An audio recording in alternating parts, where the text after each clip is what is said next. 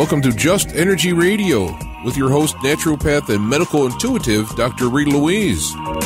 We have learned from Einstein's theory that matter and energy are one. Physicists believe that all systems in nature have their own particular way of vibrating. From the swinging of a pendulum to the waves of the ocean to the light that brightens the sky each day, each of these oscillates at its own unique rate. The same holds true for every thought, feeling, event, or word we speak. Each has its own frequency or rate of vibration. What many of us don't realize is when we take everything in our universe down to its simplest form, it is all just energy. Join Dr. Rita Louise on a journey through time and space where past, present, and future collide. Today, what you believe may be called into question. What we want to know is, who made up the rules? Be brave and step outside the box. We are about to turn our world upside down and venture into the unknown. Hold on. We are departing our own beliefs and entering alternative realms. Enjoy the possibilities.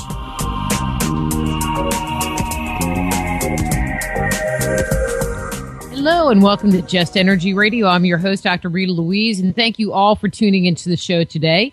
Great show lineup. In the first hour, we're going to be speaking with Daniel Unterbrink? I will get this part straightened out, about Is Jesus of Nazareth a literary creation? And in the second hour with Dennis Stone about the mystery of Stonehenge, America's Stonehenge. But don't forget, Just Energy Radio is brought to you by soulhealer.com, where you can check out all the products and services I offer, including medical intuition evaluations, psychic readings, and energy healing. We have a whole new format, a whole new layout. So if there's things going on in your life, you have a problem at work, a problem in a relationship, a health issue, give me a call, send me an email, and we can set up a time to talk on the phone, in person, and even via Skype. It's also brought to you by the Institute of Applied Energetics, where you can jumpstart your intuition today by downloading our 50-page Jumpstart Your Intuition book. That's www.appliedenergeticsinstitute.com. Couple of just quick announcements. Next weekend, April 26th in Tyler, Texas. I moved and I didn't even know it. Is the Tyler Paranormal Conference. Should be a lot of fun. And then August 16th is the Ancient Mysteries International Conference in Collinsville, Illinois. And then right on the heels of that, September 16th is Dash Beardley Wake the Dead Conference. That's September 6th in Galveston, Texas. So to check out all of this, go to my primary website www.soulhealer.com. So let me tell you a little bit about our first guest and get him on the air. Daniel Unterbrink published his first book entitled Judas the Galilean. This book set forth the theory that the historical Jesus was not the gospel Jesus of Nazareth, but rather a man of history, Judas the Galilean. He followed that up with two other books, New Testament Lies and The Three Messiahs, which strengthened his argument based on more historical data. His new book, Judas of Nazareth, adds significant insights into the information of the gospel story. So please welcome to Just Energy Radio, Daniel Unterbrink. Hi, Daniel. How are you doing? Hi, Dr. Rita. I'm doing fine. So am I saying your last name right? You can pronounce it either way. Okay, good. So you can't go wrong. Okay, well, I like when I can't go wrong because I'm not very good at pronouncing my guest names, which is really embarrassing. And I meant to ask you before we came on air, but that didn't happen. So let's just get into this. What got you interested in studying the veracity of the New Testament scriptures in the first place? Well, I got involved with a religious a fundamentalist group about 1980 or so. So I was very into reading the Bible and over and over and over again. But then I branched out and started doing commentaries and reading histories. And that just happened to bring up a lot of questions. And as the questions got greater and greater, I started looking for answers. And what got me on this particular path with Judas the Galilean, I happened to look at the birth narratives for in Matthew and Luke, and saw that one was in 4 BC and the other was 6 AD. So I just went to Josephus, who was the Jewish historian at the time, and I looked up those two dates, and I was surprised to find that there was a character named Judas the Galilean, that was in both times. One, the earlier one in 4 BC, had to do with temple cleansing, and there was also a Barabbas episode included where there was a prisoner released. And then in 6 AD, he was in a census revolt against the Romans. And Jesus himself was accused of, in Luke, accused of not paying taxes to Caesar. So I was starting to put that together, and then I just kept researching it. But if Jesus was based on this Judas of Galilee, he doesn't sound as kind and loving as the Bible seems to make him be. Well, I think sometimes we misunderstand, the religious people of that era. Judas the Galilean was the founder of the Zealot movement. And we think, they were horrible, nasty people. Well, they essentially were zealous for the law. And the law was the way that they attained righteousness. That's what John the Baptist preached, righteousness. So it wasn't that they were, going out and murdering people and this and that. They were just very strict in their interpretation of the law. And that, 50 years later, that might have changed. The tactics changed, but that was because the Romans were kind of coercing the people. So sometimes we read back into history something that wasn't there.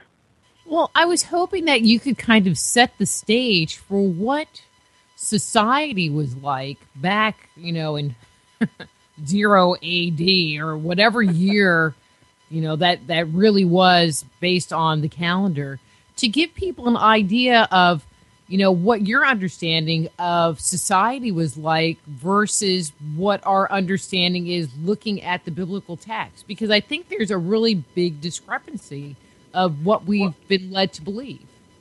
Well, I think the Gospels take out all the political aspects of what was going on in the early first century.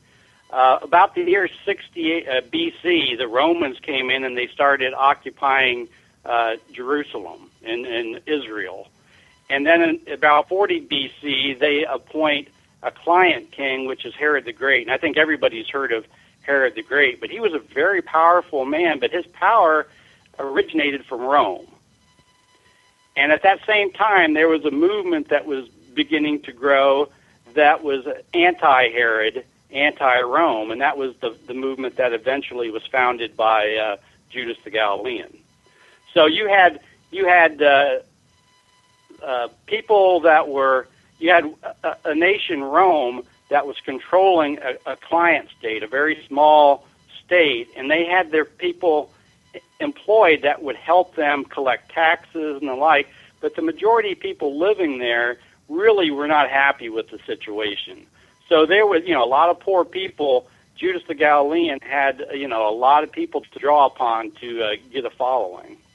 And you even get that sense, even when you read the New Testament, that the poor flock after Jesus.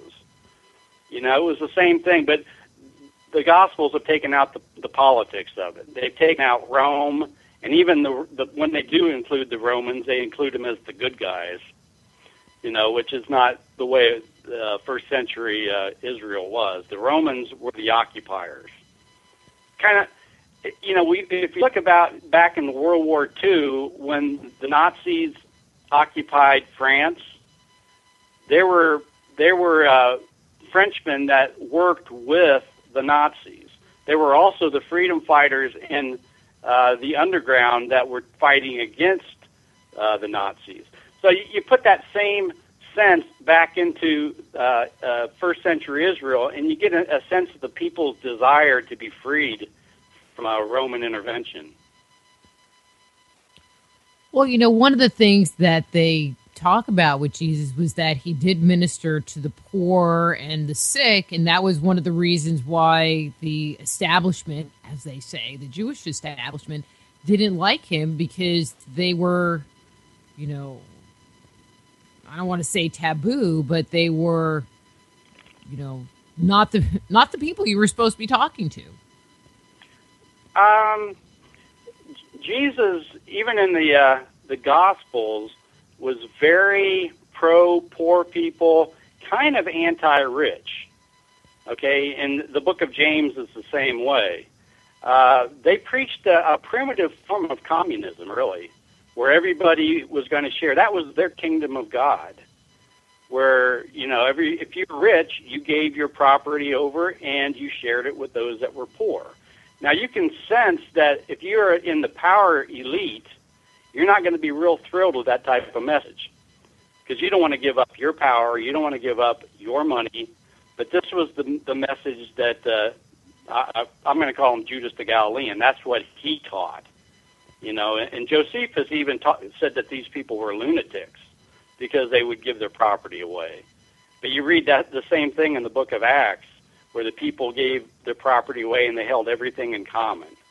So, it was a teaching that really took a lot to follow, because if you had any possessions, you had to share it with other people. So, these people were sincere in what they were doing. Did the establishment see Judas the Galilean as being a threat to society based on his preachings? Well, he wanted to rid the land of the Romans. And if the Romans are controlling the area, you can see that the Romans would not be too thrilled with having him there. In the Gospels, Pilate supposedly kills Jesus or has him crucified because of claim the temple will be destroyed. The Romans didn't care anything about that. The Romans cared about collecting taxes and for their coffers in Rome. They wanted that money. And Judas the Galilean was leading a tax revolt against Rome, and that's why they wanted him dead. So, and that's also the charge against Jesus in Luke. According to writers like Josephus, was Judas the Galilean killed? I mean, was he crucified? Well, this is the strange part about the story of Judas the Galilean. You have everything about his life is mentioned by Josephus, but his death is not mentioned. But then you get to his sons who are crucified, and Josephus goes back and he mentions Judas the Galilean. Then he has another son that's stoned when he cleanses the temple before the Jewish war, and again he mentions Judas the Galilean. And then at Masada, Judas's grandson leads the Jewish rebels at Masada, the ones that commit suicide at the very end of the Jewish war. It was the grandson of Judas the Galilean. So each time Josephus mentions Judas the Galilean, when he's recounting the deaths of his sons and grandsons, but curiously, Josephus does not record the death of Judas the Galilean.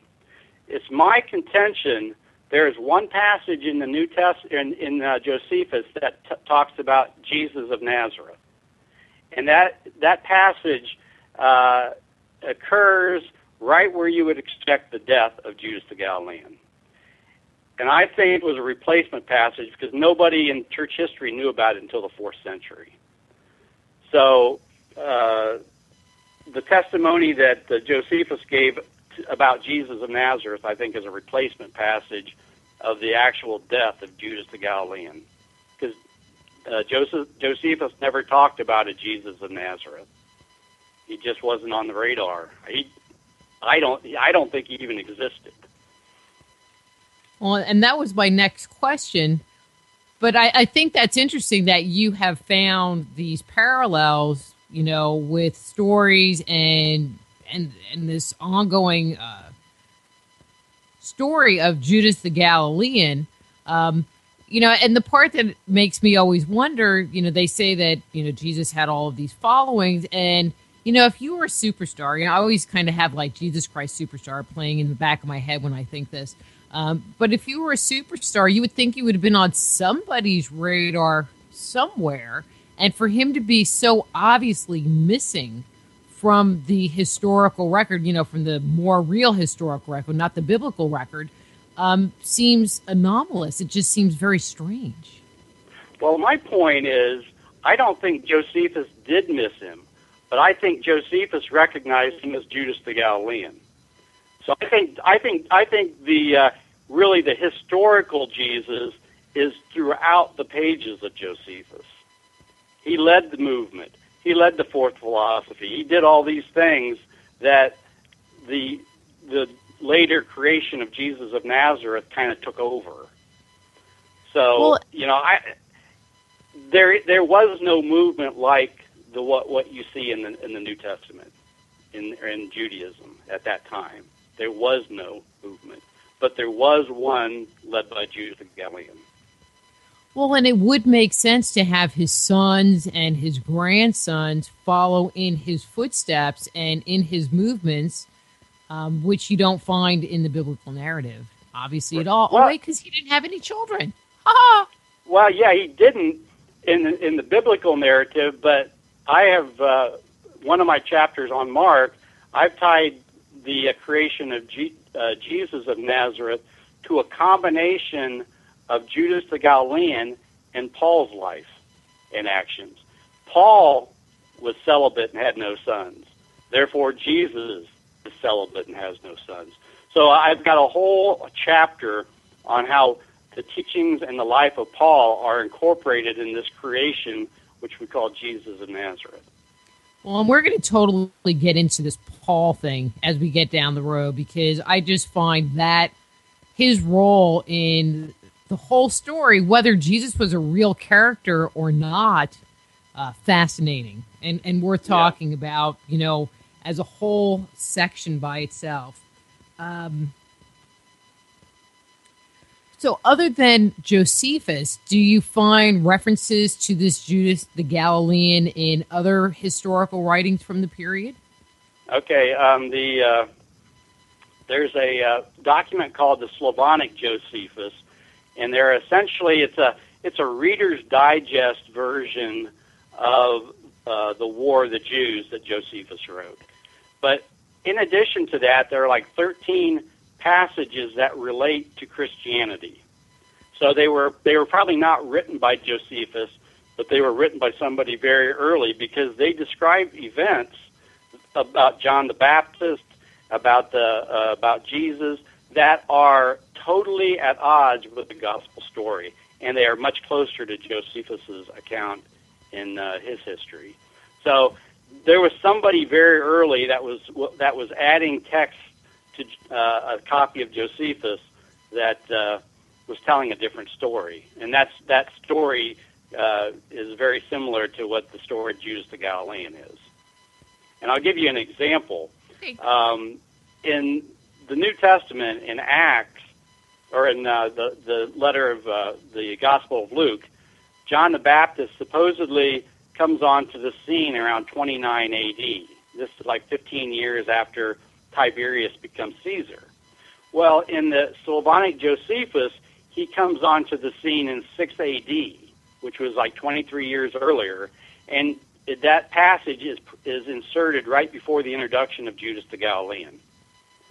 And then that author also gives John the Baptist and the Messiah figure political aspirations, and the whole idea is they were going to get rid of the Romans. And this is totally consistent with Judas the Galilean. So there is another document, and I've included it in one of the appendices of the book, appendices, that is very interesting reading, that most people aren't even aware it's even a document. So that is something that people should look at. And say the name of the document again? It's the Slavonic Josephus. It's like a Russian version, a Russian translation of the Greek War of the Jews. But it adds some additional passages that are not in the Greek version. It's very interesting. That is interesting. And the thing of it is, when I use that material, then I compare it to Josephus's documents that we know are totally, nobody questions whether or not they're from Josephus, and they match up. For instance, Josephus in Antiquities says that Judas the Galilean took a partner that he called Sadik. And Sadik is a term that means righteous person, righteous one. Well, in the war, he doesn't mention Sadik, but in the Slavonic Josephus, John the Baptist is placed into that spot where Sadik would have been. So you have the war the Slavonic Josephus trying to match up with what's in Antiquities. So John the Baptist was Sadik, who was the number 2 in control after Judas the Galilean. And that's just not my opinion. Professor Robert Eisenman from California State University, he was responsible for getting the Dead Sea Scrolls released to the public, so he's very well respected. He has the same conclusion, that John the Baptist was the co-teacher with Judas the Galilean. But why not in that Slavic version insert Jesus? What's that? Why in the Slavonic Josephus, why not insert Jesus into the Judas the Galilean role and just get rid of that character altogether? I mean, if you're going to change history, why not change it big? Well, it's funny, the Slavonic Josephus doesn't mention either Judas the Galilean or Jesus. It's a Messiah figure that he calls the wonder worker. But it is the Messiah figure, Jesus or Judas the Galilean. And he doesn't even mention John the Baptist by name either, but he mentions a guy that comes dressed like John the Baptist and eating carobs, and it's the same story, but he just doesn't mention them by name. So it's interesting why he does it, but he doesn't. Well, then you can just insert whatever name you want. Well, could be convenient, but everything matches up. Though that's the thing I've tried to do, is match up the historical record to what was going on at the time. And if something doesn't make sense, if part of the timeline doesn't work, why doesn't it work? And in this case with John the Baptist, the traditional story has him coming in 29 AD and then dying within a year. So he's only on the scene for a year or so. In the Josephus's version and the Slavonic Josephus, he comes on the scene in 6 AD and doesn't die till 36 AD, so he's there for 30 years. So you can see why, they've dropped out an entire generation out of the Gospels. 30 years of lost time for John the Baptist.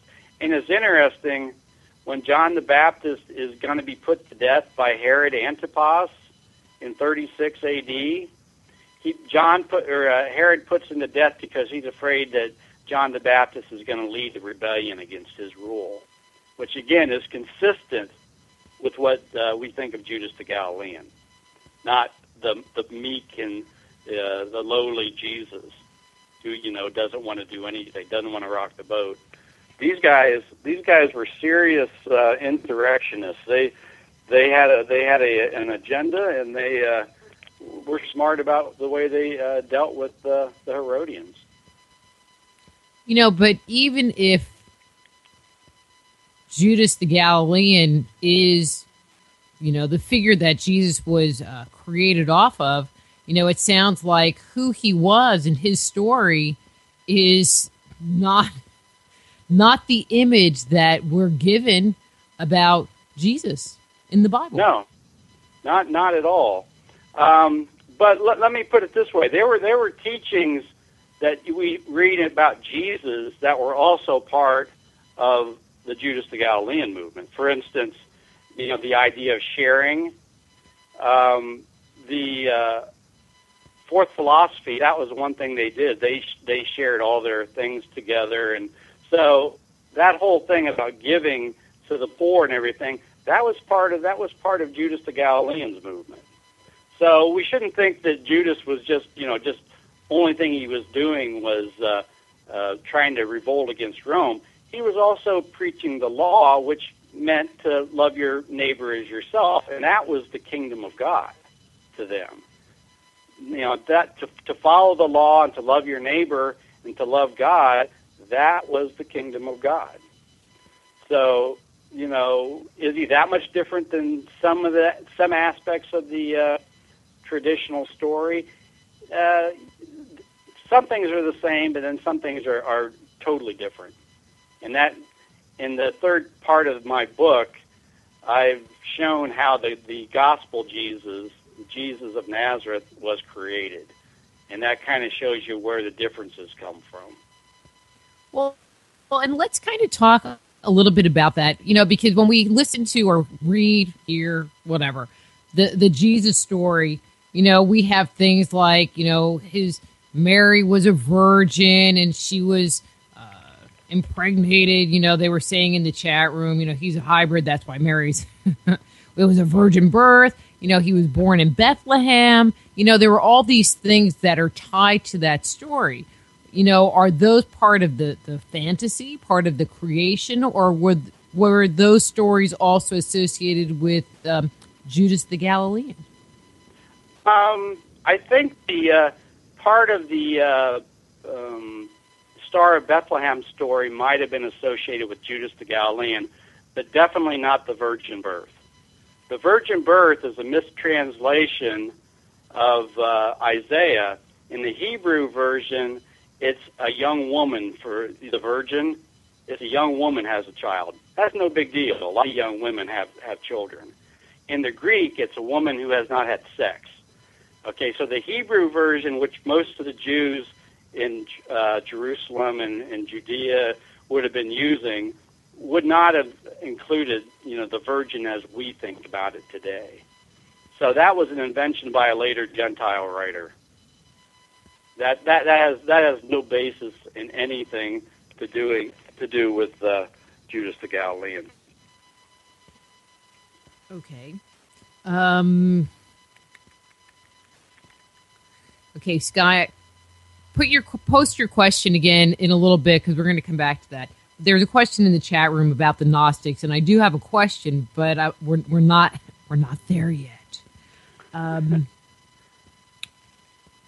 So let's turn our attention to the Bible. So if Jesus is this creation, then who wrote, the four Gospels of the Bible, and what was the purpose of it? Okay, well, first of all, before you even get to the four Gospels, you have to look at the ministry of Paul, because Paul created his own version for his own gospel, his own religion, so to speak. The followers of Judas the Galilean followed the law. Paul, in his own writing, said that his gospel came from revelations from the risen Christ. He says, I didn't receive it from any man, nor was I taught it, but he received it by revelation. So what you had two different movements. One was the Jews who followed the law, and the second was a gospel that Paul created through revelations that was for the Gentile consumption. And the whole idea is that he didn't want his Gentile followers to follow the law, so to them all they needed to do was believe, to have faith. So you have two totally different teachings, one on following the law, one on just having faith. And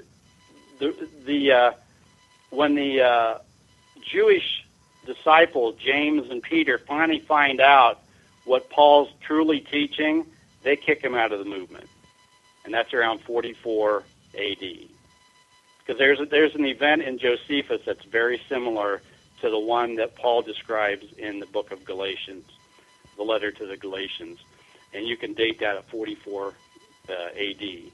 So at that point, you have two different movements. The Jewish movement was much stronger than Paul's movement.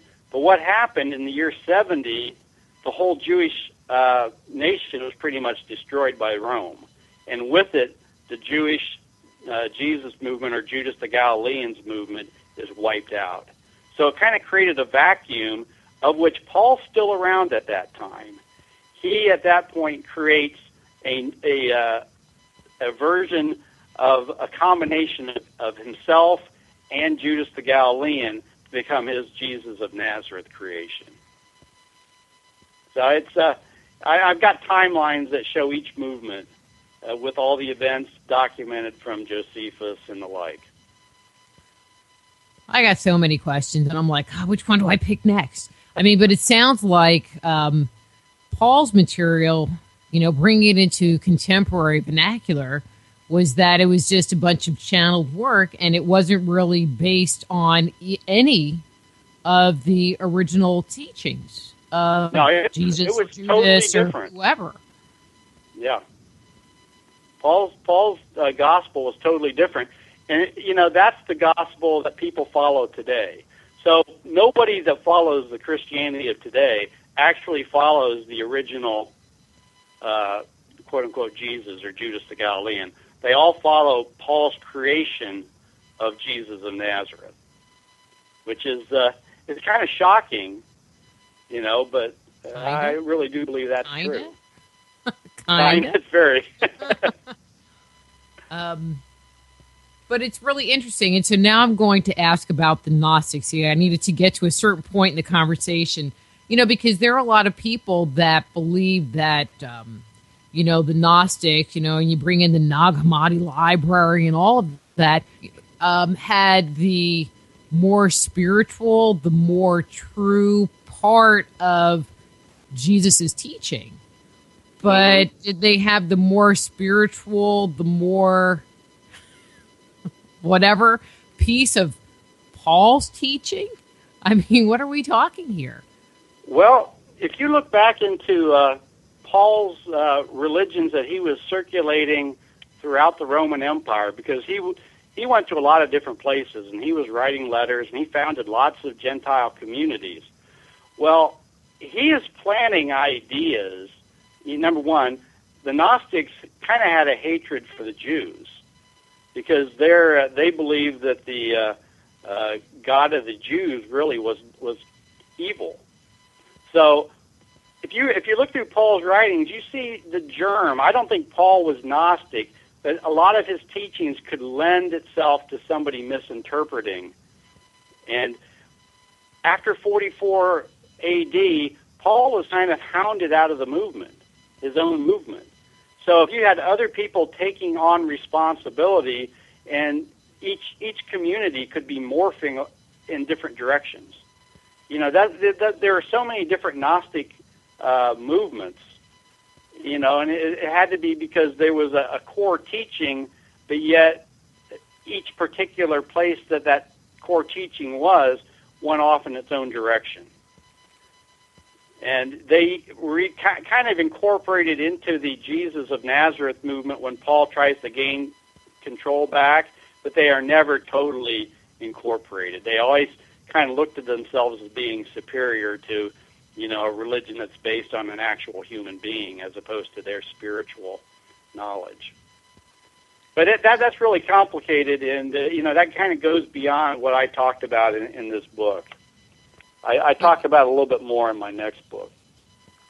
But I have to tell you, your statement that the Gnostics hated the God of the Jews and thought he was evil. I mean, we run into that same mentality today where, I belong to this. I live in Texas. I belong to this Baptist church here, and the people that go to that Baptist church, they're not praying to the right God. I mean, it's kind of like, okay, so I thought Christianity came from Judaism, and we're all talking the same God here, but it doesn't sound like anything's changed in 2,000 years. Well, I think human nature hasn't changed. If somebody wants to make $1, they're going to make it $1 on something like religion. If there's hatred in a person's soul, it's going to express itself in, denigrating others. So we're no different than they were back then. So it's not surprising that you see some of that same mentality today. Yeah, still makes me laugh. Still makes me laugh. So one of the things that you mentioned was that the Jews for Jesus believed in following the law, and that the religion that Peter or Paul created was based around faith. And so this is kind of a two-part question. What was the law? If you could describe what that it was, and then faith in what? What did Paul want them to have faith in? The law was essentially the Torah, the writings in the first 5 books of the Old Testament, and they have all the things that you should do, whether to obey the Sabbath, all the things that a good Jew would do, and they were very fanatical about following the law. Jesus, in the gospel, Jesus said that to love your neighbor is one of the most important parts of the law, because if you do that, you are following a lot of the law. But anyway, they had a lot of things that they had to follow. Paul, on the other hand, since he's not preaching to Jews, instead of trying to convert them to Judaism and make them follow the law too, which is what would have been the preferable thing for Peter and James, he taught that the law was no longer necessary, that it had been superseded by faith in Jesus. Now, he's no longer talking about faith in God. It's faith in the blood of Jesus.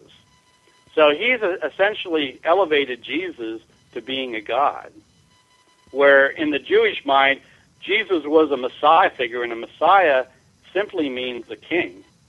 He was a human leader, a king, to lead them against Rome.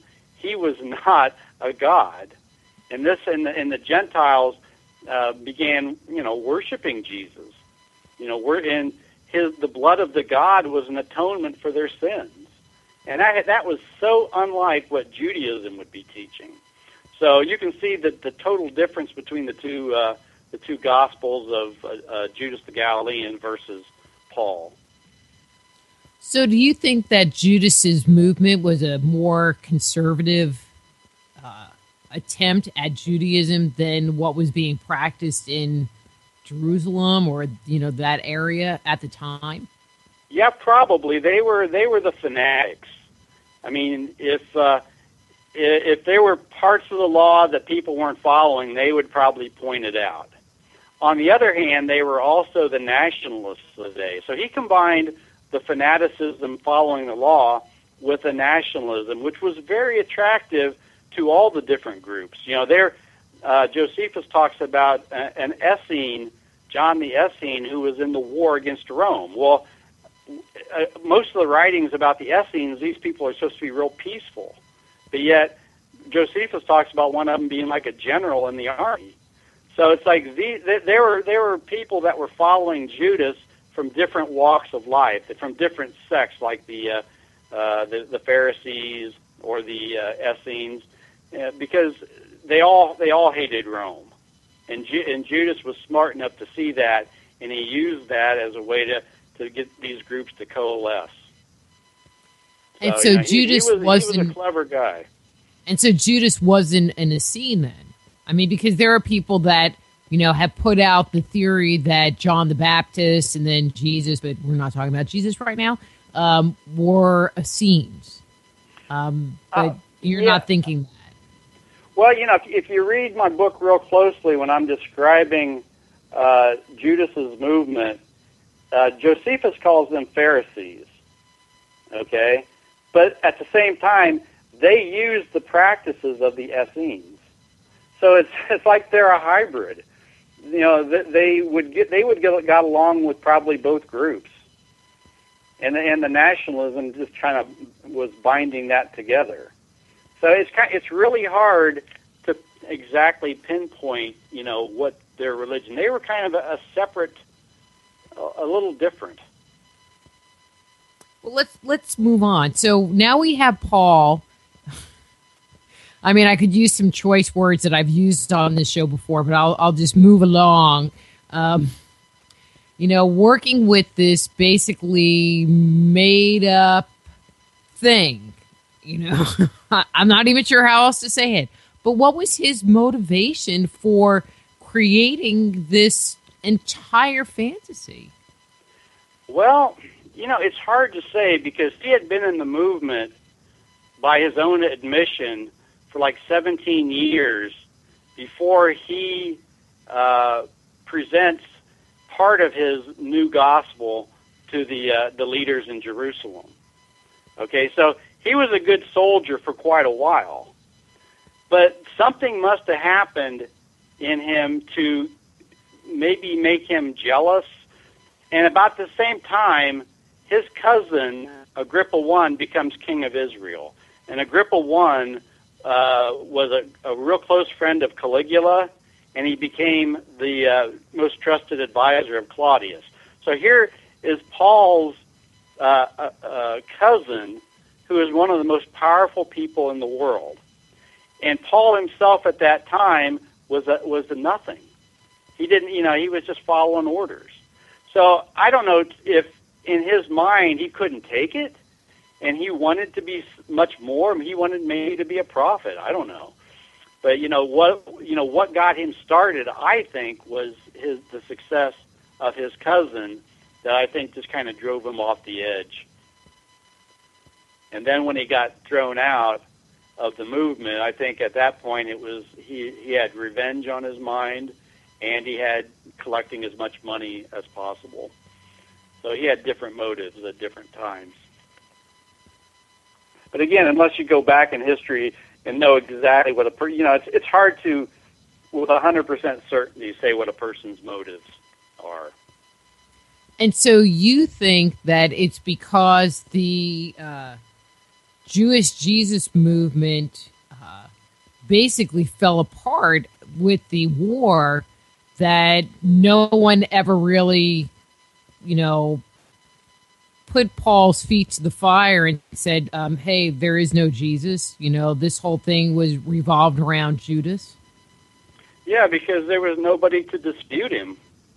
There was one little small group called the Ebionites, who were probably the last survivors of the Jewish Jesus movement of Judas the Galilean, and they said that Paul was an apostate from the law, and they had all sorts of nasty things about him, but they were so insignificant that, Paul has the entire Roman Empire now at his disposal to start spreading these new stories. And by getting adherence to his new story, he can also collect money. A lot of money has been collected in the name of Christianity over the last 2,000 years, but I think that was the beginnings of it. Mm-hmm. So Peter and Paul go their separate ways, and you said in like 40 or 44 AD? Right. And so is that why none of the books of the Bible were actually written until after that point in time? Yeah, well, Paul's letters predate that. They're in the 30s and 40s. But the Gospels themselves are not written until after the Jewish War. The first one, Mark, is written around 70 to 73 in that era. And the reason that can be pinpointed at that point is that in the book of Mark, it talks about the destruction of the temple. Well, the temple wasn't destroyed till 70.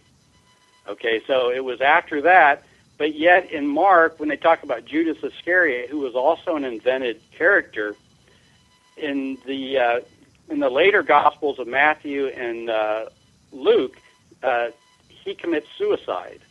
Okay, in Mark, he doesn't commit suicide. It's just you don't know how he dies, but he doesn't commit suicide. And the suicide motive comes from Masada, because the Sicarii, who are later versions of Judas the Galilean's group, Sicarii, they commit suicide at Masada. And Judas Iscariot and Sicarii are essentially the same word. So at 73 AD, then after that, then the story of him committing suicide was invented. But there was no such character as Judas Iscariot. He was as much invented as Jesus of Nazareth. But it's also sounding pretty evident that the books that we attribute to the apostles, well, except for Luke, were not really the oral traditions that came through, quote unquote, their lineages either. No, not even close. Because I look at the first gospel, which is Mark, and I point out how Pauline, it follows Pauline theology, time after time after time.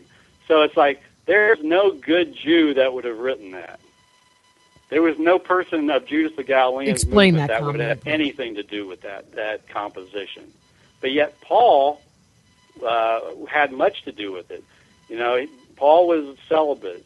His Jesus becomes celibate. Paul had an argument with Peter. Jesus has arguments with Peter. So it's like everything that Jesus does, you look in Paul's writings, you go, well, geez, this looks just like Paul. Because he's being modeled after not only the original, but also Paul. So he's a strange concoction, a combination of two totally different religions, really. But, I mean, when you look at Christianity, it really doesn't look like Judaism at all, and doesn't look like its roots came from Judaism, because there's really not a whole lot that they share. No, because Paul's religion was not for Jews. It was for Gentiles. So Christianity was, the Christianity that we have today was started as a Gentile religion, and it's always been a Gentile religion. The Jews had nothing to do with it. In fact, it was very anti-Jewish. When Pilate washes his hands in that story, and the Jews would say, "Let his blood be on our head and our children's head for all eternity." Well, all that does is condemn the Jews for all time for his murder. No Jew would have written that. And when Jesus is crucified, the Jews just are watching, but it's the Roman soldier who says, surely he was the Son of God. So again, it's the Romans, the Gentiles, who recognize him being the Son of God, while the Jews don't. So they're demonized through the Gospels, the Jews are. So that's why you don't see anything that's similar, because they're the ones that actually hounded Paul in real life. They hound in the gospel creation. That's just amazing to me. Just amazing. Because it's now, 2,000 years later, we have, what is it, a third more the population of the earth all believing in something, and fighting over something that is beyond fantasy. Yeah, it doesn't exist. It didn't really exist. It didn't really happen in history. It was invented. But again, whether something happens in history or if it's invented, as long as you believe it was real, then I guess in your mind it can be real. But it really wasn't. And that's the sad part. You look at John the Baptist, you look at Judas the Galilean. They have never been given any credit for a lot of the things that they did, and they were the inspiration for the whole thing. But yet, we people worship a created character. I don't know. When we were talking about the different books of the Bible, why do you think they ended up creating 4 different books? Why wouldn't they just go with... Well, they were actually created more than 4.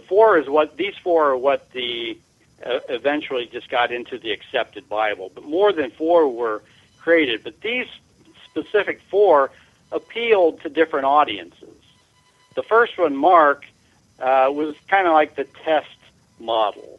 You get the storyline down. Matthew then kind of attacks the Jews. Even though they say it's a Jewish gospel, it actually is very anti-Jewish.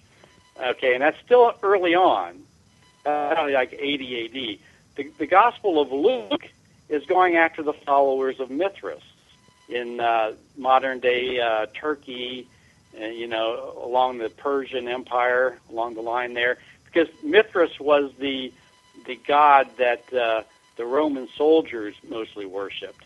So it was a great inroad into that whole, they're trying to spread their message. So they're going into each area, and they're tailoring their message to meet the needs of that particular group. There's many things in the Gospel of Luke that would have appealed to the followers of Mithras. The whole birth story is pretty much a Mithras doctrine. So it's all you got to do is kind of follow the money. Mm-hmm. And sometimes when you follow the money, then you can get a sense of why they did it. And so I would guess that the books that are now considered apocrypha, the Book of Mary Magdalene, the Book of Thomas, the Book of Judas, would all potentially fall into that same category of being tailored to one group or another. Yeah, probably. And it was good business. I mean, it's just like going through Europe today, and you go into a cathedral, and they show you the supposed bone of such and such a martyr. Was it the real bone? Well, no, but it was a good place. It was something that they could sell to the people coming in to worship that relic. So it's the same idea. You try to develop something that is popular to the group you're selling it to. And it just so happened that some of those other books, when they were all put together in the 4th century, they didn't make the cut of the people that were in charge at that time. But they were probably very popular to the people that they were written to. Mm-hmm. Yet another edit. And I'm looking at the clock. All right, we had a question in the chat room. We have about 5 minutes, and this is from Neutron. And the question is, why does your guest... All right, I'm just going to read what it says. Why does your guest explain why Jesus said he was here to free us? And then he put in parentheses, soul. And what was happening to make him say it? That he would free us? Mm-hmm. Like free our souls? Is that from the Gospel of John? I don't know. I'm not exactly sure the exact reference. The Jesus, the historical Jesus, or Judas the Galilean, they talked about salvation kind of for the whole Jewish people. The Pauline salvation is an individualized salvation for each person. Okay, and there's a difference, as a group, if you're all following, you're all going to... The Jews all believed that they were in covenant with God. That was the everlasting covenant in the Old Testament. They believed as long as they followed that covenant, they were going to be okay. So they didn't worry about individual salvation. It was in the Gentile world where that was very popular, and that's what Paul was going after. So if Jesus said such and such in the New Testament, that's a Pauline insertion. Has nothing to do with the Jews. Okay, one last quick question. So if there was a way to prove your theory is correct, one where, it's just kind of hypothetical here, what do you think would happen to Christianity worldwide? I think there could be some positive things. I mean, if you look at the Pope right now, the Pope is actually practicing what the original church, the original Jews were practicing. He's talking about helping the poor, sharing, redistributing wealth. he's doing something that other people haven't done, and he's being criticized for it. So I think in one sense, if people would get back to the original, they'd see it would be more about being something, being good, as opposed to believing. Today it's just believing. Believe this, and regardless of what type of life you live, as long as you believe. To the actual Messiah, it was to be a certain type of person. And to be a person, that means you need to be above some of the things that you want in life. So, I think people would behave better. The church hierarchy might fall apart, but I think people would behave. They wouldn't behave any worse. Let's put it that way. Well, our time is wrapping up. You mentioned that you are working on yet another book. Well, actually, the book that I originally I wanted to publish, I kind of had to cut in half because the publisher thought, this is the length of the book that we want to have. So I had much other materials that I've already put it together, and it's more material to support the theory. So, and it looks at it from a different angle. It looks, looking at it from the events in Jesus' life, like the feeding of the 5,000 or the entry into Jerusalem, and trying to explain each one of those events in terms of the history of the times. Cool. So, I think it's pretty interesting. Well, when it comes out, you'll have to let me know and come back on. But if somebody... I would love that. Yeah, this has been, I'm like, I got way too many questions. If somebody wants to get a copy of this book, Judas of Nazareth, how the greatest teacher of first century Israel was replaced by a literary creation, where can they go? Well, they can go to Amazon, Barnes & Noble, any of the online booksellers, or you can go to a bookstore and tell them to order it or ask them to order it. It's going to take a while for this to get out, the word on this. But I think as time goes on, people start talking about it. It's not. I can't say you can read it in a day. You got to put some effort into it. But I think there'll be a surprise on every page for somebody. Cool. Well, I need to say goodbye because the music is rolling, and I will talk to you again soon. Okay. Thank you. Okay. Thank you. That's Daniel Unterbrink. His webpage is danielunterbrink.com. His book is Judas of Nazareth. And we will be back with Dennis Stone after these words from our sponsors.